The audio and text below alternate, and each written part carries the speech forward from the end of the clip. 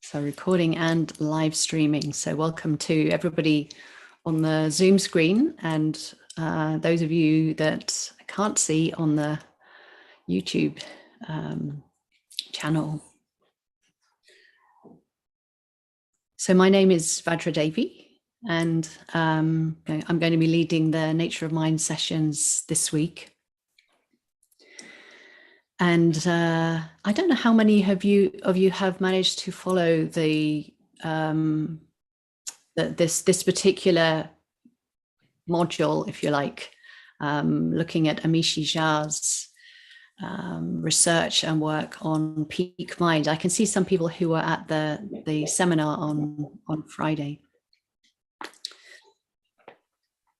So just to say very, very, very briefly, her work is about attention, the faculty of attention, and well, more commonly our inability to be able to pay attention, and the consequences of that in the sort of people that she's monitoring, and those consequences of not being able to fully pay attention.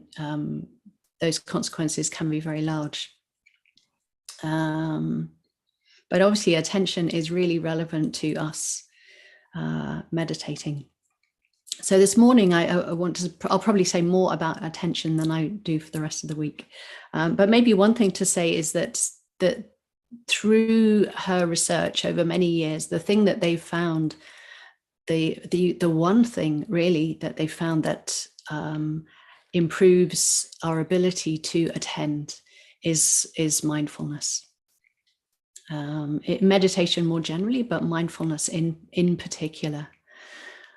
So it's a wonderful sort of coming together, if you like, of her work with something that we're very familiar with. So I'll be doing quite a lot on attention and probably even more on mindfulness. And I forgot to introduce myself really. So for those of you that I haven't met before, are not familiar with me, mostly I teach mindfulness. I work as a meditation teacher at different retreat centers throughout Triratna and occasionally beyond Triratna. And mostly I teach mindfulness as an insight practice, mindfulness as a path to clear seeing, to wisdom. So I was very, very happy to get this particular module because it feels like a very happy coming together for me of something that I love and I've been practicing for many, many years and teaching for many years.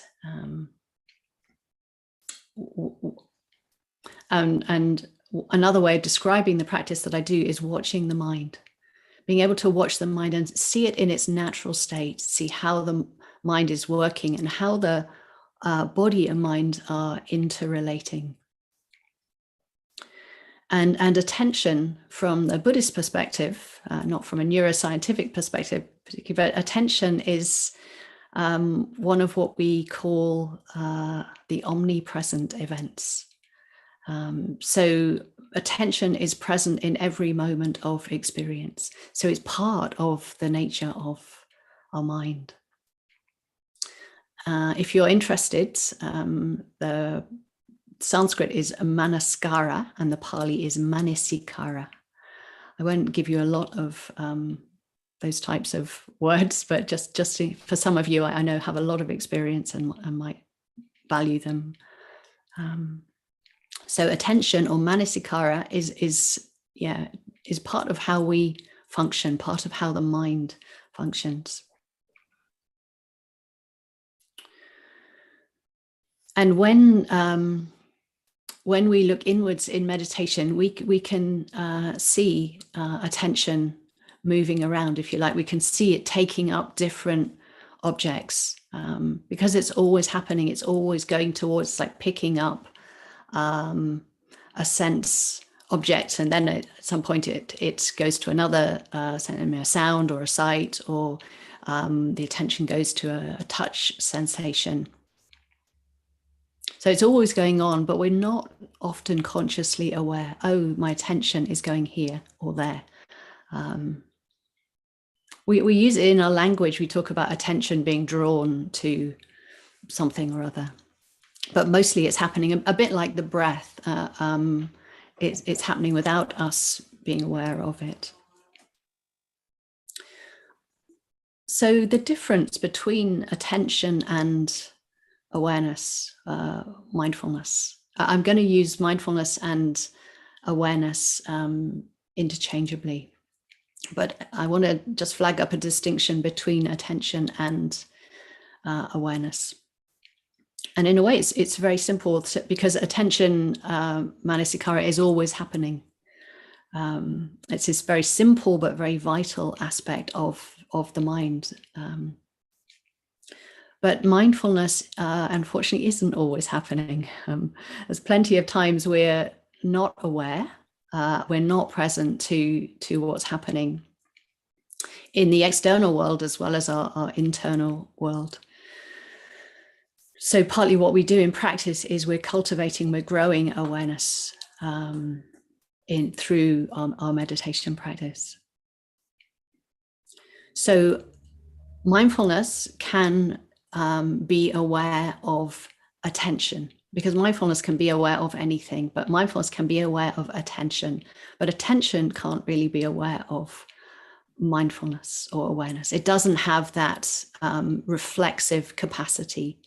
Attention, the capacity of awareness to we can be aware of being aware,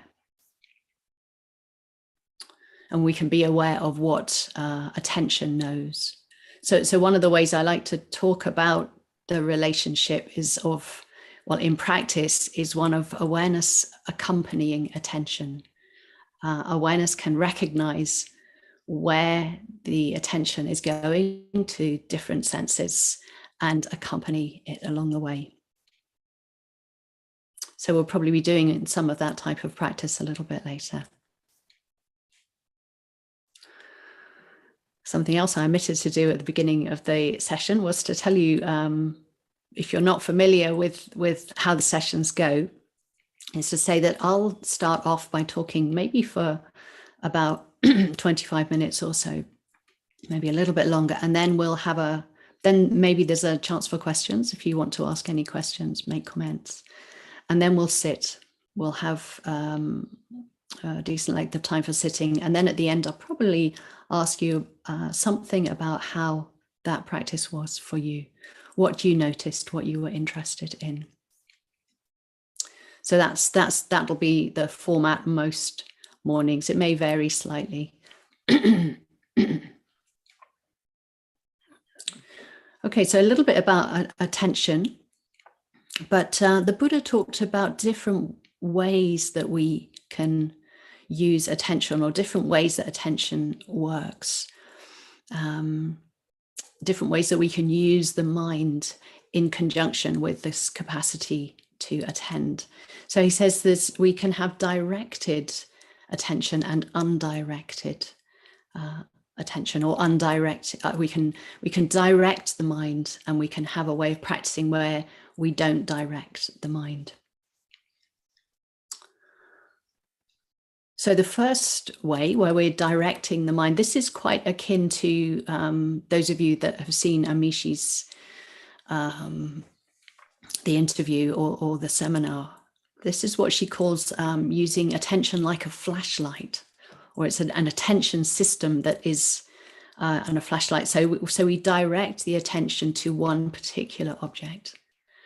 And in our case, this is often the breath. We often use attention. So it's a steady attention, and it's quite active. We are deciding where the attention is going to go.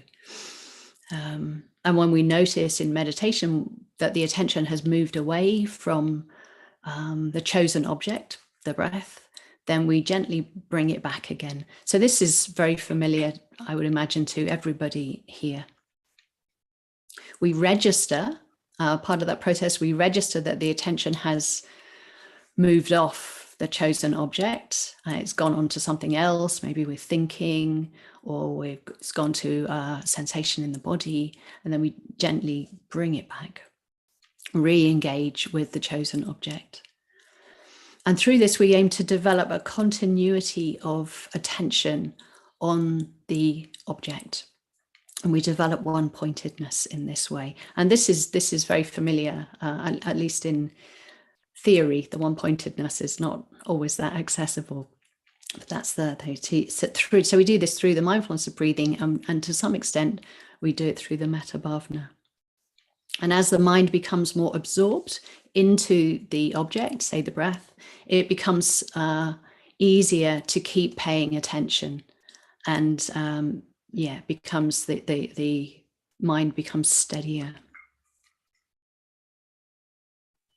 So this process, again, Amishi describes it a bit like a whiteboard. If we don't keep paying attention, then we have to keep reminding ourselves in order for the attention to build up, to stay steady. And she describes it like a whiteboard where you're writing on it with ink that after a few seconds just loses its visibility. So I think this is quite a lovely image for what happens with attention. Unless we keep reminding ourselves, the attention will naturally go somewhere else.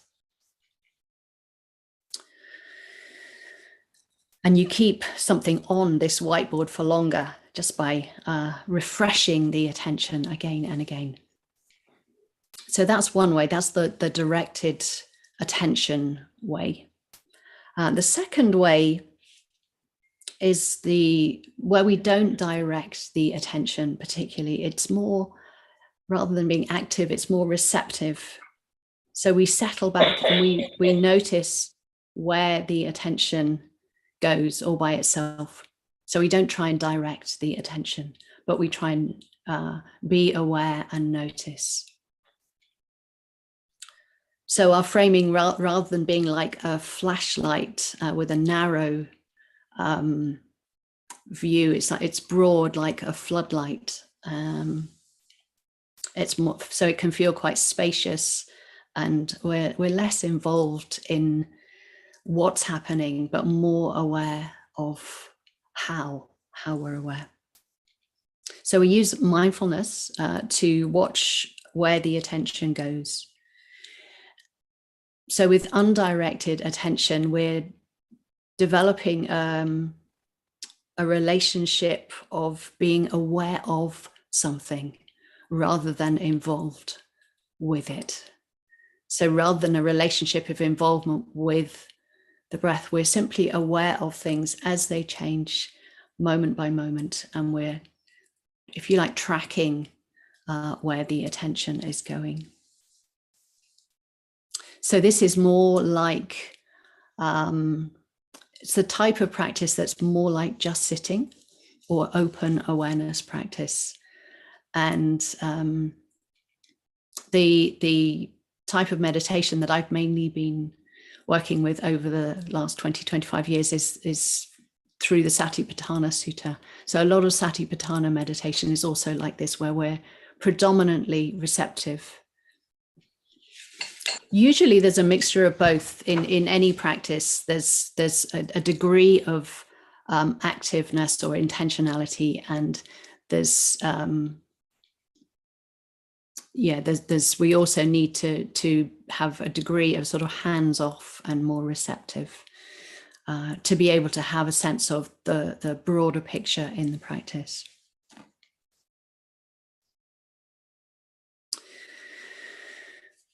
So we don't need to meditate for very long to know that deliberately paying attention to something is quite straightforward. It's quite easy, but sustaining that attention is hard. That's what's tricky. We can put our attention on something, but keeping it there is very difficult. So I want to look a little bit, this is the third thing I'll look at, and that's look at what negatively impacts on our ability to pay attention. Why is it so hard? So just looking briefly at Amishi Jha's research, and it shows that three things in particular impact on our ability, or they stop us being present and attentive to what we choose to pay attention to. So those things are stress, low mood, and what she calls threat mind, which is like an increased sort of vigilance or hypervigilance, a bit of a tendency to jump on experience. And these come about through, or expressed quite a lot through the mind thinking, the mind wandering. So I think it's maybe a cyclical thing that when there's stress, low mood, and threat, that increases mind wandering, and probably and within mind wandering we can ruminate, which will increase stress, low mood, and hypervigilance, and we can have a negative spiral. So all of those things impact on our ability to be able to pay attention. And it's those meditations, I don't know if you've ever had these meditations where sometimes you feel a bit worse at the end than you felt at the beginning. And hopefully, generally, that is not the case. But sometimes when we've got those sorts of qualities in the mind, that's definitely been my experience. So the Buddha's framing of these three things, if you like, it's got different framings. So one is the five hindrances. So I'll just, for anyone who's not familiar, so sense desire, or desire for sense experience, ill will, aversion in the mind, restlessness, sleepiness, and doubt and indecision.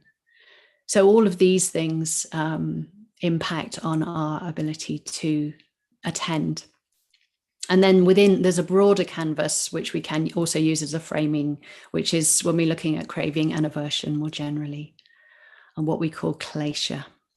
Klesha means afflictive emotions. So when there are no hindrances or klesha in the mind, then we lose that agitation. We lose that sense of the mind not being calm. And when the mind isn't calm, when it's agitated, it's not able to pay attention. So the Buddha talked about two different ways to calm the mind. I'll just touch on these briefly. So they're connected with directed and undirected practice. So one way, the first way to calm the mind is through directed practice. It's when we, and I'm sure you've experienced this, when you pay attention to the breath, that in itself, just the practice of keeping coming back, even if we get caught in the hindrances, just that act of coming back. At a certain point, the hindrances go into abeyance, just by resting the mind on, continually coming back to one thing. If we don't get impatient with ourselves or frustrated, but we just keep being willing to do that, to not mind that we get taken away, then attention and awareness can help steady the mind, bring samadhi into the mind. And with that narrow, with that one-pointedness, the mind can become calm and energized and blissful. So that's the first way, and that's probably the way that a lot of you are very familiar with, as I say, at least in theory, being able to calm the mind through. So if you like, actually that's enough. But then the second way, using the mind in this more undirected mode. In this mode, anything in experience becomes or can become an object to help grow mindfulness and to stabilize, if you like, the mind. So with undirected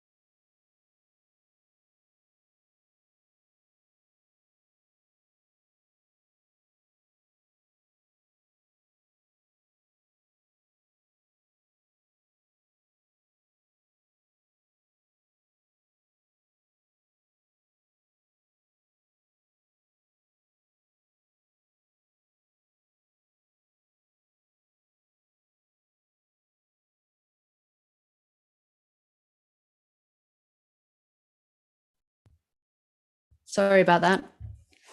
The joys of and vagaries of internet, and then not only internet but mobile access. Got kicked out of the mobile access. Okay, thank you for. Oh, and some other people have gone too.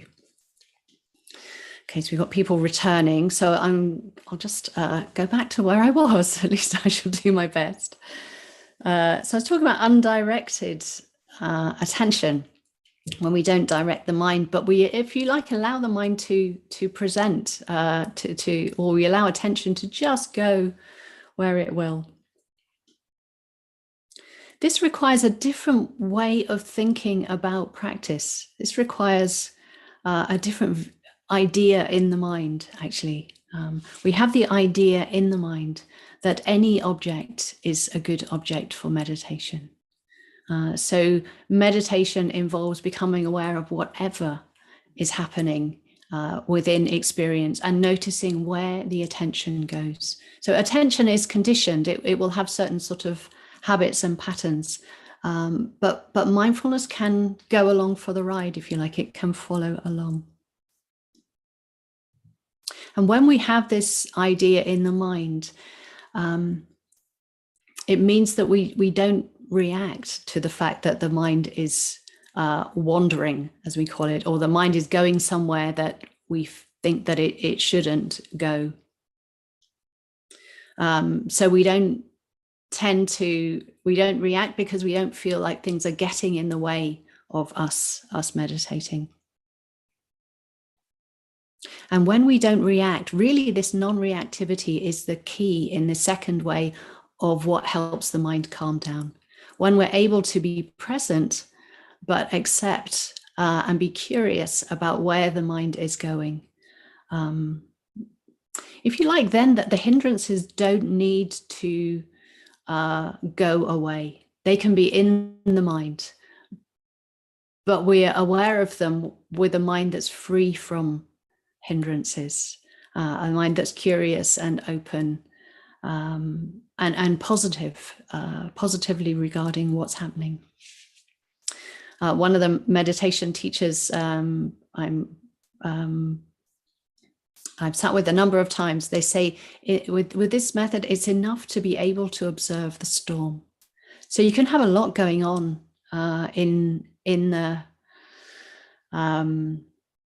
your mind. You can actually have a degree of agitation, but the awareness that's observing it can be quite calm, and therefore then that's okay. If you can observe the storm of whatever's happening, that's enough. If you have that quality of observation. So they work in very different ways, and we're going to explore both the directed way of meditating and the undirected way. So I thought what we'd do now is, just before we sit, just see if there are any questions or comments at this point. Not too many, because I'd like to sit, but any questions for clarification would be good to take now. I don't know if we carry on recording through them, Nick. Do we do that? Yeah, we do. Okay. Yeah, but feel free, if you have, maybe just raise an electronic hand if you have something that you would like to ask. Might be oh, okay, Natasha. If you can, you will be unmuted somehow. Hello.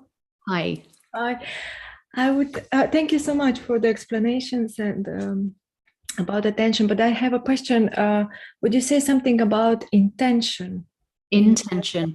Yeah, please. Yeah.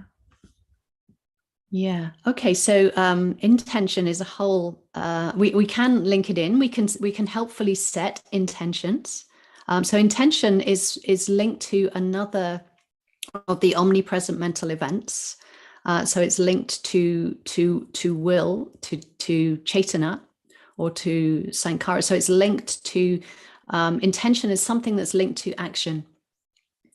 So it drives us to do something, or even to think something. We can intentionally think so. It's what helps us decide to do something or to think something. So it's anything, and we can become aware of. Well, we can use intention in both a directed and undirected way. Actually, thinking about it, I hadn't thought in this way, but we can decide to set an intention that we'll, for example, get up every morning to meditate. But we can also become aware of intention, because there will be intentions in relation to everything that we do. It's not that easy to become aware of intentions because they're most of the time quite subtle, but we can notice them in the same sort of undirected way as attention. We can notice, there was just something was decided in that moment. Internally, there was some sort of an impulse to do something or an impulse to act in some way.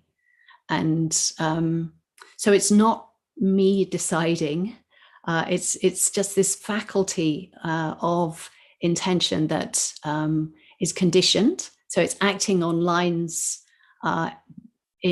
following lines that we've already acted on in the past. Or thought about in the past. Not all thought is intentional, but we can certainly have intentional thoughts. So that's just a little bit, a difference. Anybody else? Put up your electronic hand. You have a question or comment.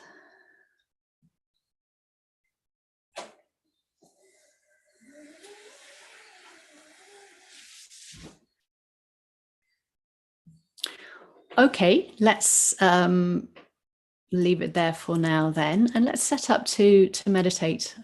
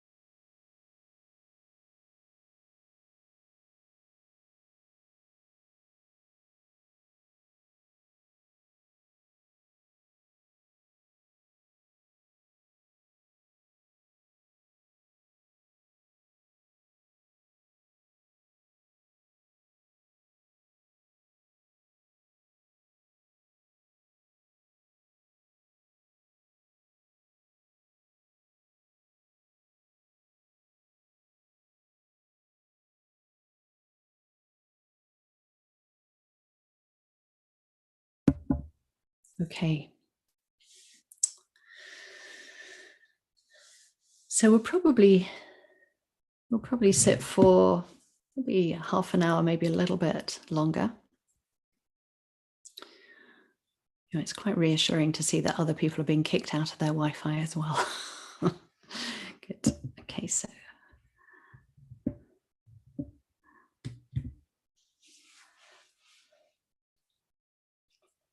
start. Don't even necessarily close your eyes to start with. Just let yourself get used to sitting here.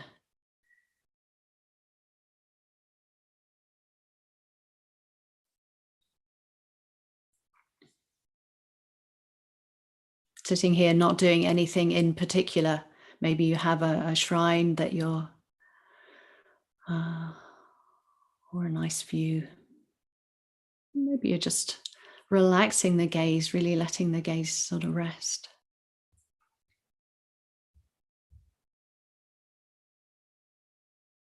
One of the things I think can be very helpful with directed practice is actually taking the time to let the mind be a little bit undirected beforehand.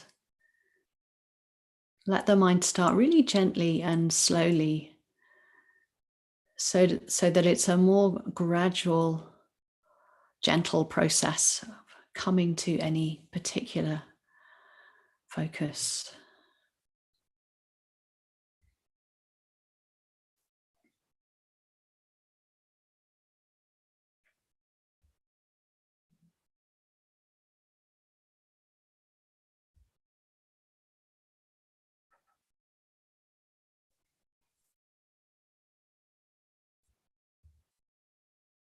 And perhaps tuning into sounds around, not particularly going there, but just from where you are, relaxed, open, noticing sounds, noticing silence.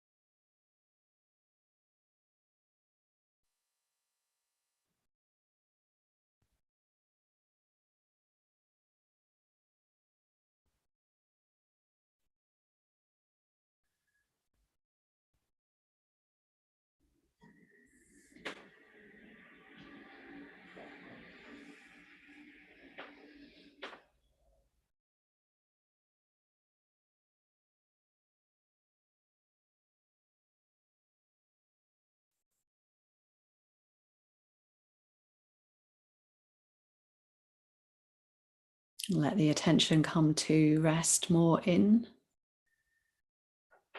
the body. Perhaps you're noticing the attention's already going there.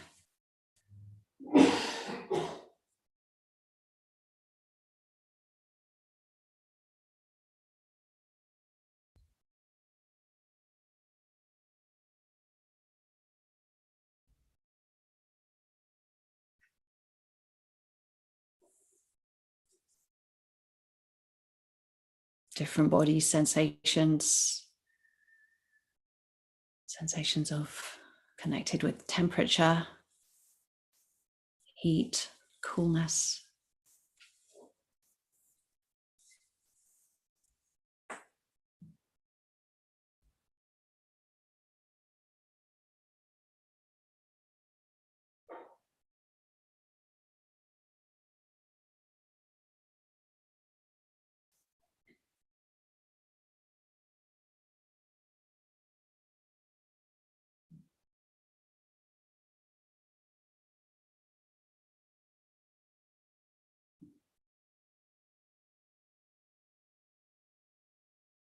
Noticing pressure from contact with what you're sitting on.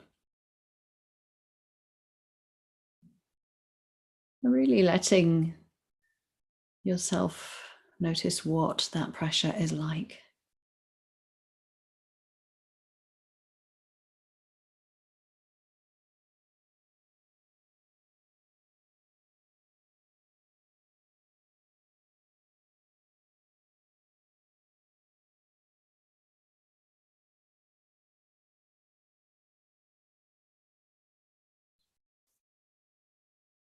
Perhaps you can feel that it's different. One side of your buttock to another, different type of contact.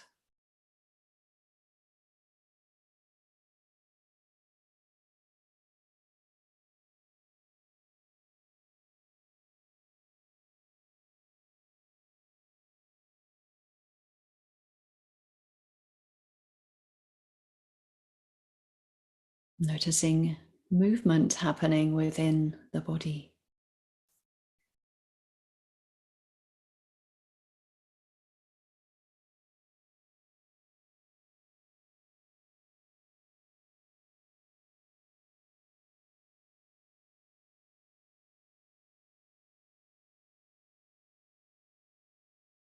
Simply breathing creates movement through the ribs, chest, throat.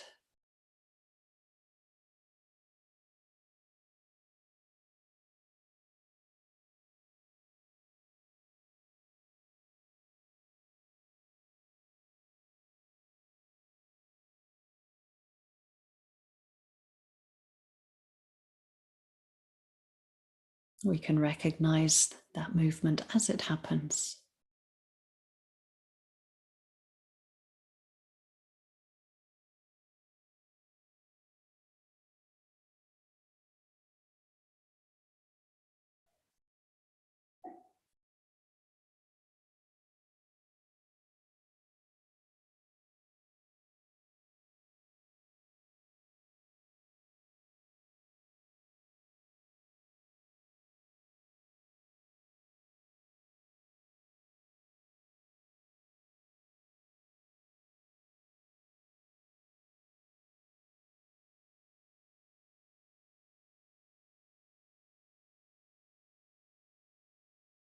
And then we can move quite naturally from aware of the movements in the body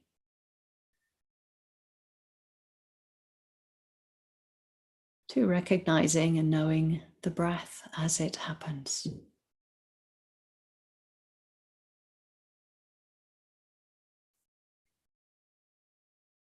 As well as its movement, its texture,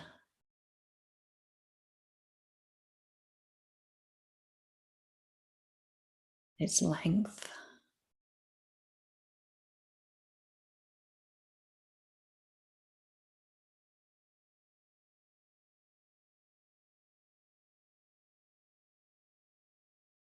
The whole broad sweep of the breath in the body.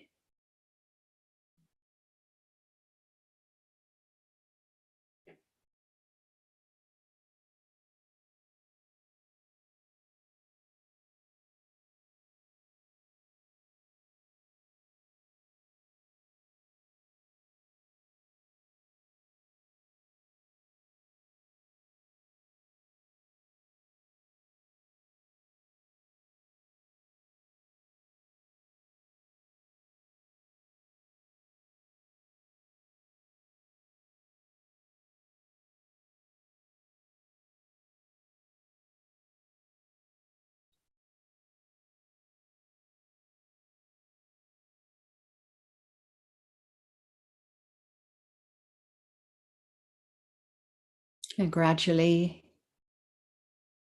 coming to the breath, directing attention when it wanders to something else.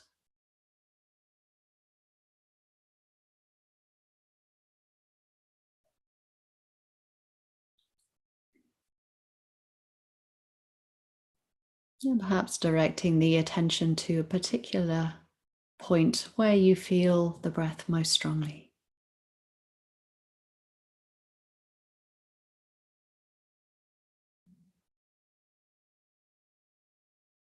Letting the attention rest there.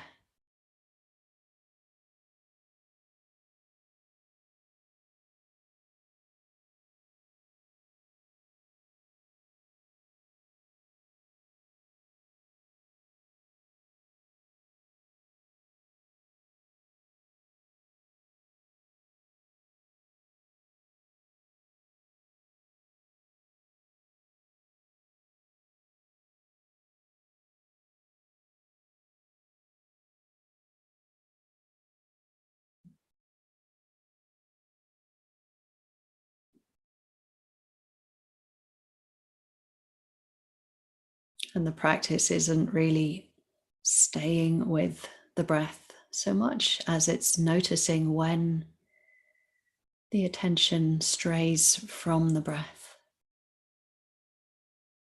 Acknowledging that, noticing it where the attention has gone. And quite gently but deliberately bringing the attention back.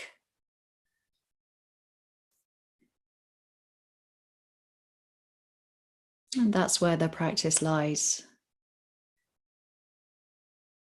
in that movement to notice where the attention has gone and to bring it back.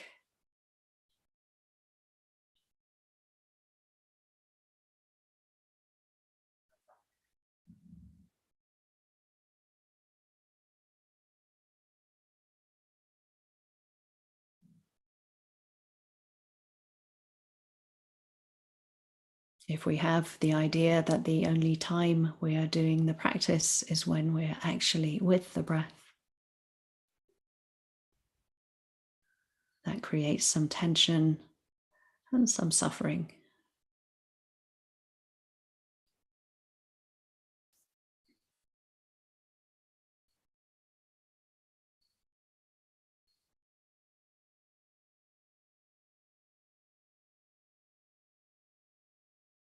So we're training the mind and its capacity to be able to direct and pay attention.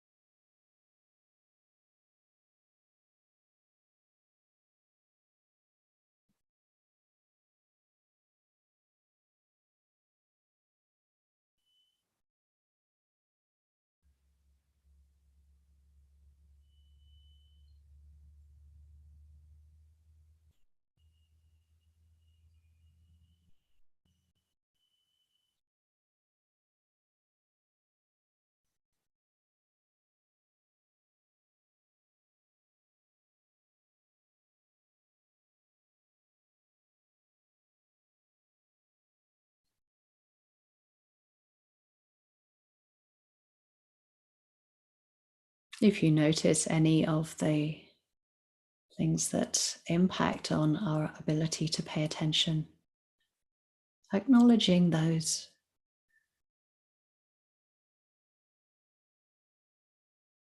Acknowledging any of the 5 hindrances that are within your experience.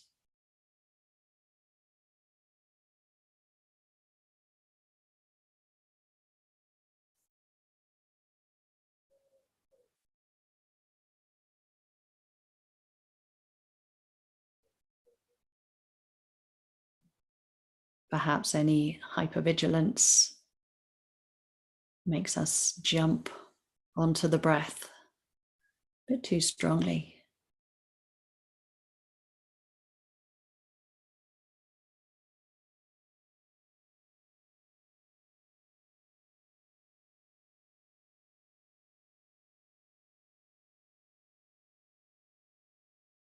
So we acknowledge any hindrance,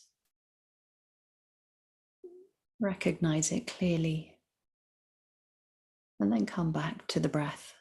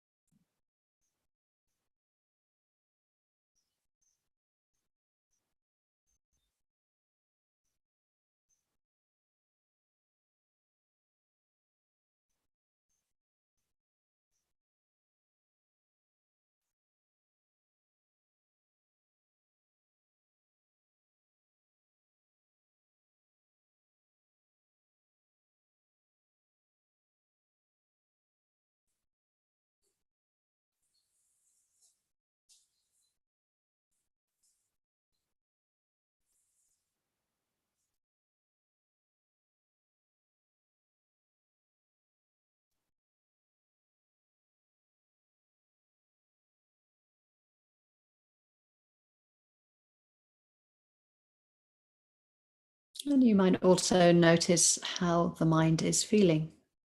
It's been paying attention to the breath for a few minutes.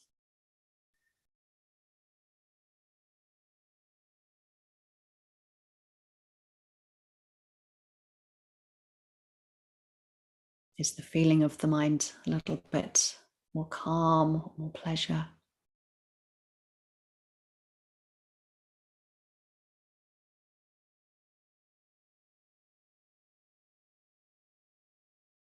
Noticing what's happening and then letting more of the attention rest with the breath.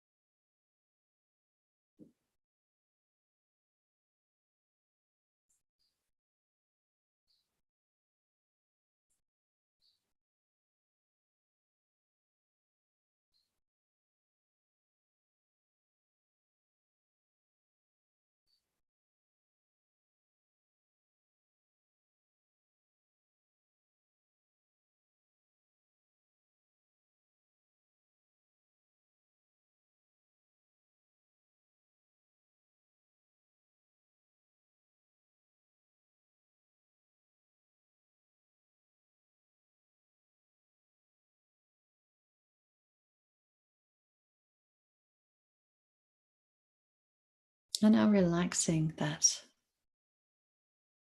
directing of attention.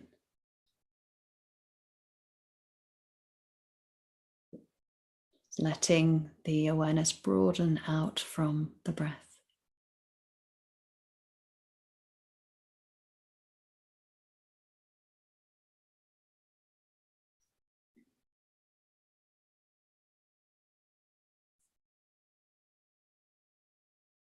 And you might do this by resting back, settling into the back of the body a little bit more.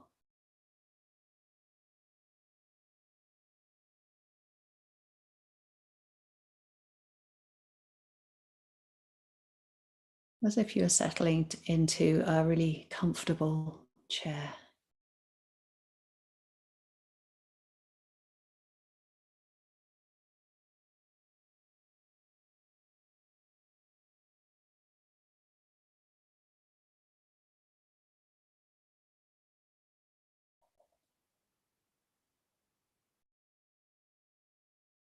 As the awareness becomes a bit softer, a bit broader, notice anything that arises in through the breath or the body.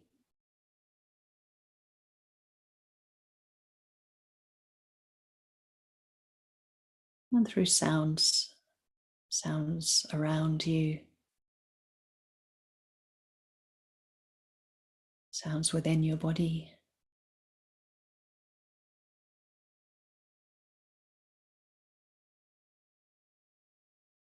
And sounds outside of your immediate environment.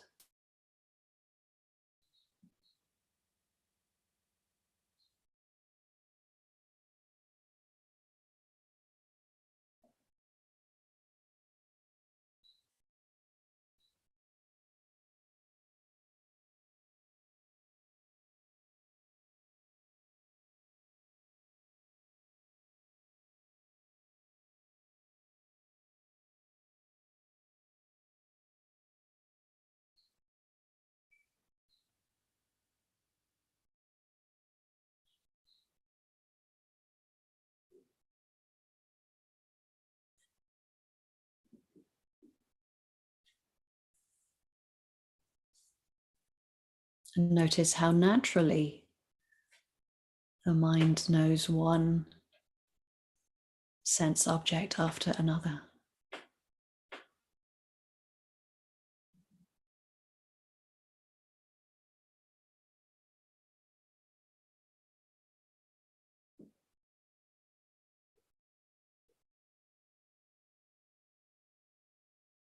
We move seamlessly from a body sensation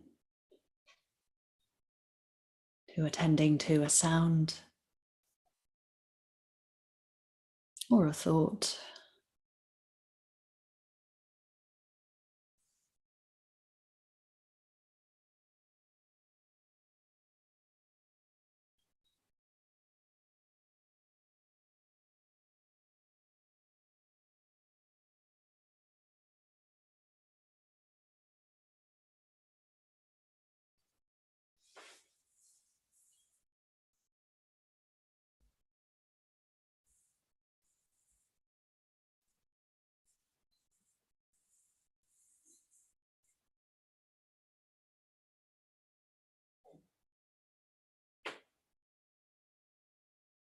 But actually, what's happening is that the conditioned faculty of attention is moving. So see if you can tune in with that, the subtle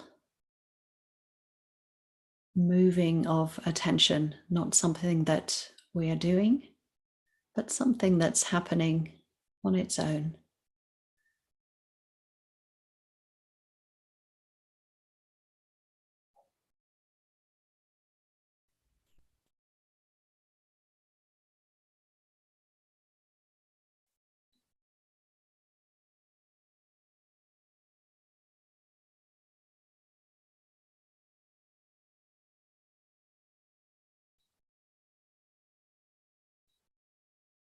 So we're allowing awareness to accompany attention, follow it as it moves from sense to sense.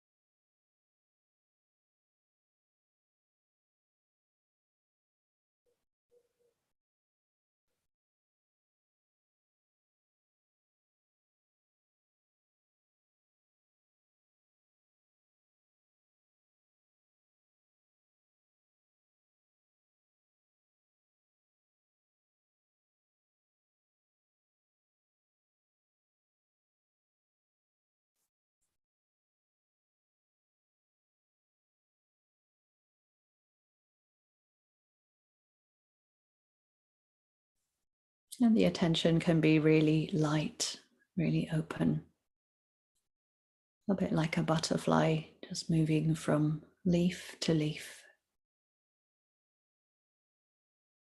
Very light.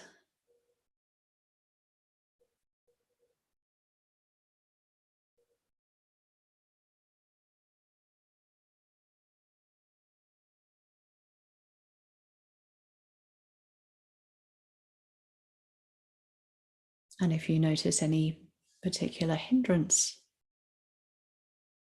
in the mind, any sort of reactivity,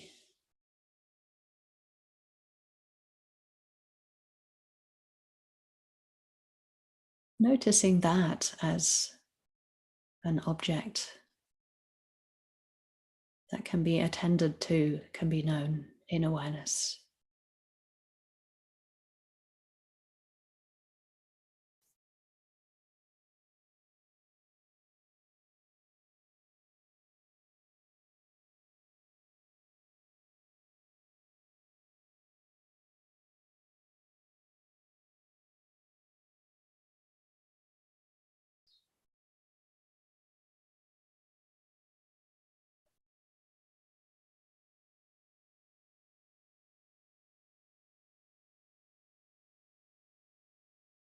We can notice irritation in the mind or sleepiness.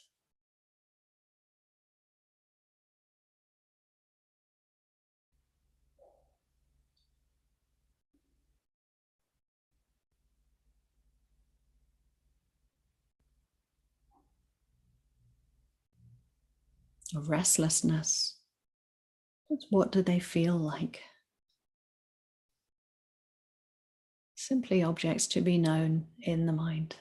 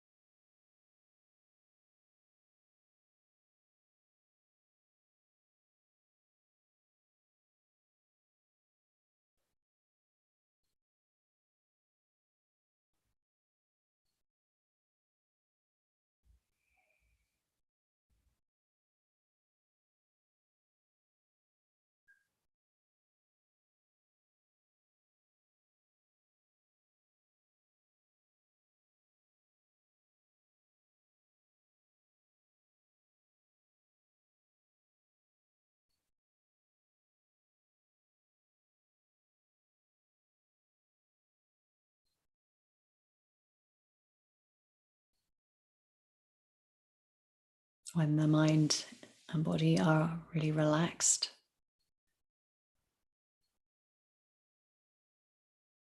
it becomes quite easy to notice attention simply moving on its own.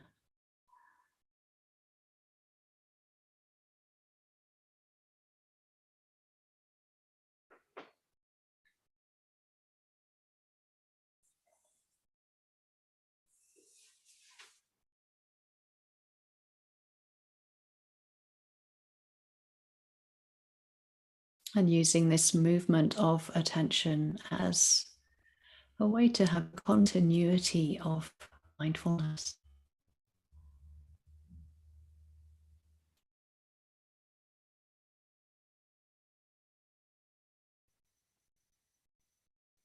When we're developing and cultivating mindfulness, it doesn't really matter what we pay attention to.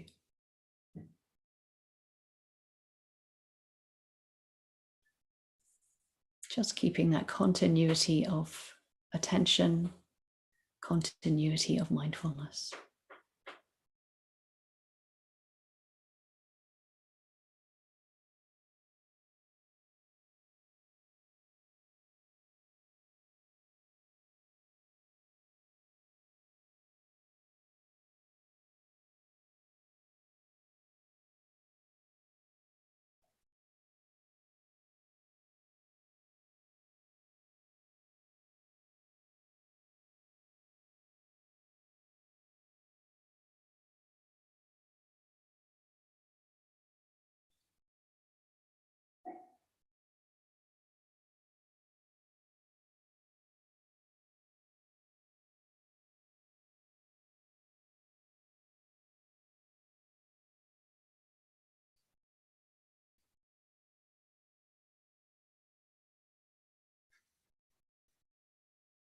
The mind that we're not directing can feel a bit different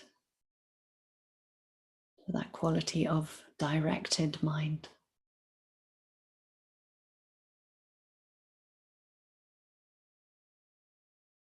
Feeling into that openness and spaciousness, but we're still attentive.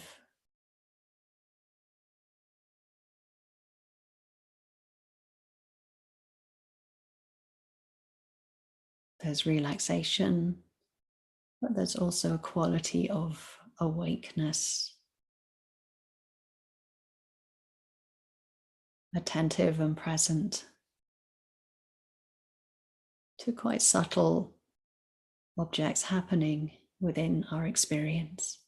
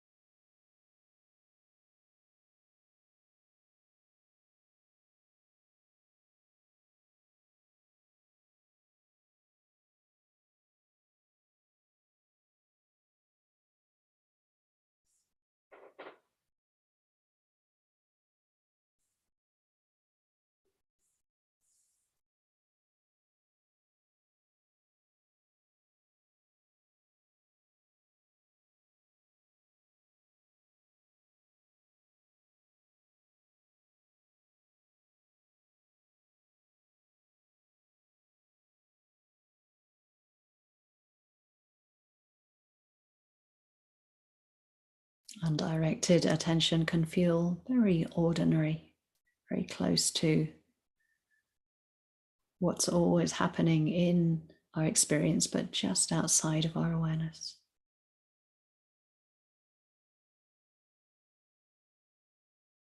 So it's just that subtle difference of it happening within awareness.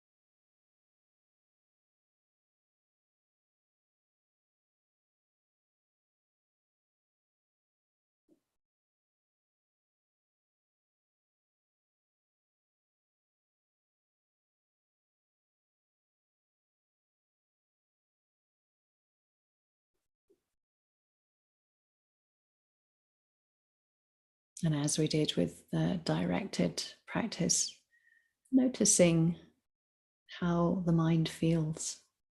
What's the feeling in the mind through the practice?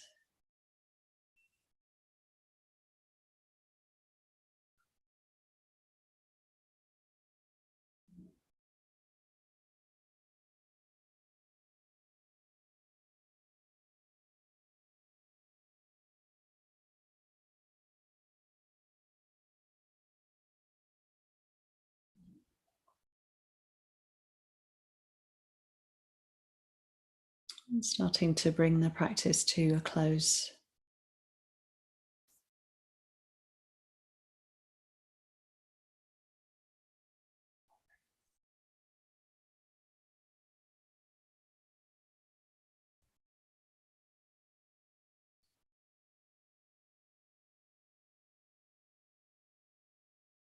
If your eyes have been closed, perhaps when you're ready, opening them and opening to another aspect of our experience. There's a lot of directing of attention through the seeing process, through looking.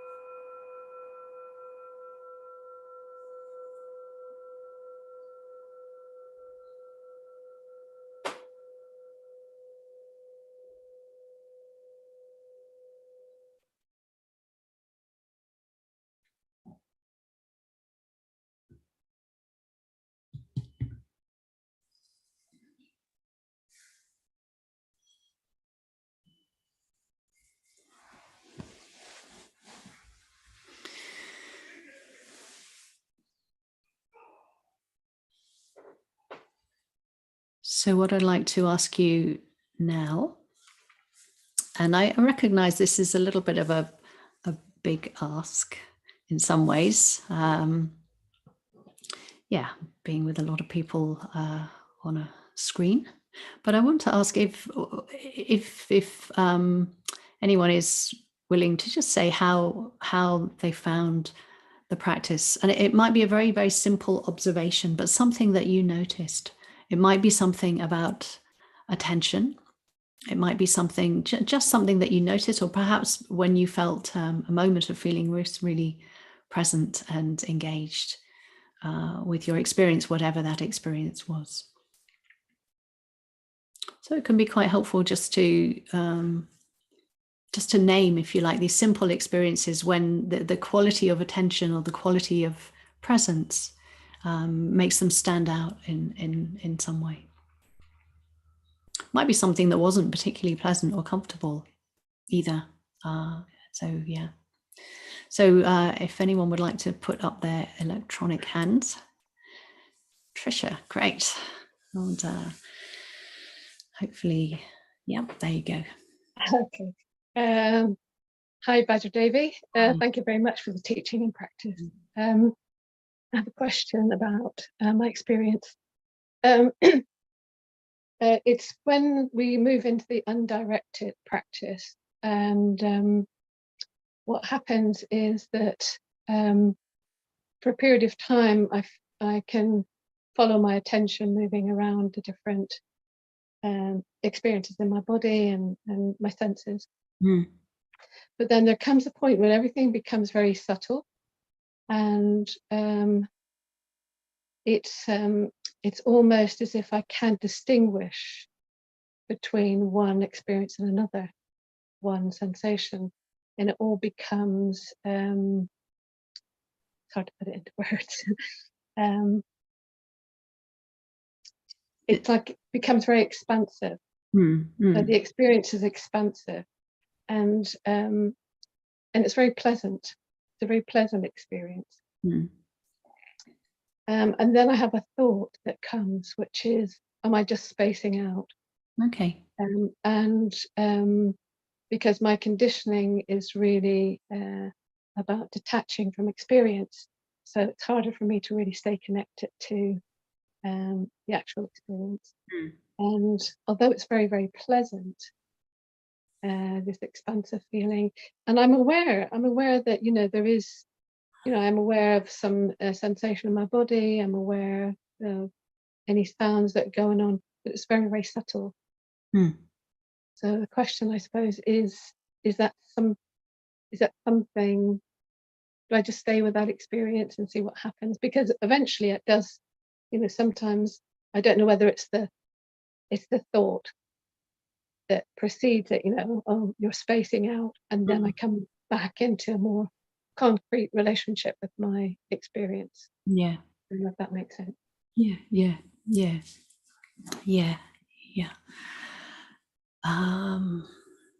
Yeah, okay. Just one or two little things come to mind. I mean, it's hard to always know. Yeah, but it sounds very positive. I think yeah, to have that subtlety, expansiveness, and the pleasure. I think as long as you keep sort of recognizing, particularly the pleasure. Pleasure here. I think what we're looking out for, I think when we're spacing out in a pleasant experience, is just becoming a bit sort of enmeshed with an aspect of that experience, and pleasure is often the culprit. Yeah, so just it's pleasant. What's so you don't have to verbalize the question, what's that like? But there's a sort of curiosity. Okay. Just sort of remaining curious and awake to what's happening. So perhaps another way of doing this is just the quality of the awareness, and in a way just noticing those qualities. So you noticed expansiveness. Yeah, maybe there are other qualities in that experience that aren't so much to do with sense objects, but more to do with the quality of the awareness itself.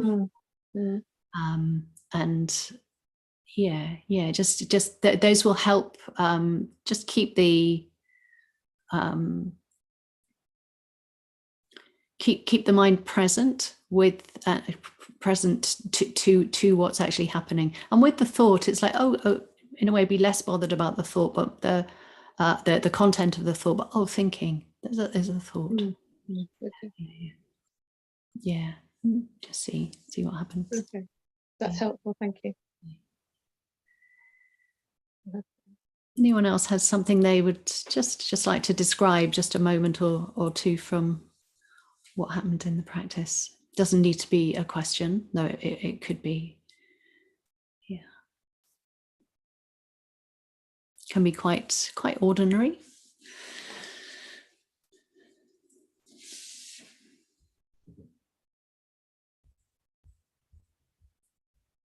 If you don't have an electronic hand, you could always write something in the chat, actually. Joy.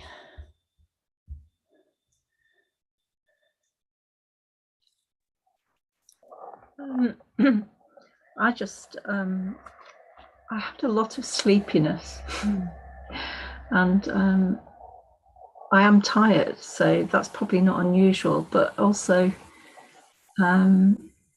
dreamlike states that were coming in. Mm-hmm. And Yeah. often I will get irritated by that and want to push it away. Or yeah, but this, I just noticed that I went into quite a relaxed state, actually, despite, you know, it was really quite relaxed. And then I became a lot more aware, particularly of my hands and the sensations, and that was actually very pleasant. So I just really noticed how not sort of pushing away the sleepiness actually felt positive. Yeah. Great. Yeah, sometimes if we don't fight with it, then we can sort of come through it. It's about like coming through cloud in an aeroplane or something. You come through and then, oh, there's the blue sky. Yeah, great. Thank you. Anyone else? Got time for maybe one or possibly two. Sophie. So I think for me, what I became, I felt very tender. So it felt very tender, and I was aware that my awareness almost didn't want to accompany my attention. So there was a kind of moving away from the attention. What did it move towards? Anything else. So it kind of so it almost felt like where my attention was very tender, and my awareness wanted to go, because the tenderness was quite tender, was somewhere else. So I might do that. So rather than just following it, accompanying it, which I love the notion of, I went into one-pointed awareness. So I would kind of go right into my breath, or I'd kind of go, oh, right, I'll listen, you know, there was something outside happening in sound, so I might just be listening. Does that make, so there was a kind of, avoidance, basically. Yeah, so did you have a sense of that at times you were using directed attention? And great. Yeah, so I think what can be just helpful is recognizing when we're doing one and when we're doing the other. Yeah, definitely. And actually there may be different different reasons why one is more helpful or more appropriate than the other. And what you're describing, that's what I'm taking from what you're describing. Helpful to use that one-pointed faculty. Yeah. Okay, any last one? We've got a couple of things to do before we wind up, but it's 2 or 3 minutes. If anyone else would like to, Nan.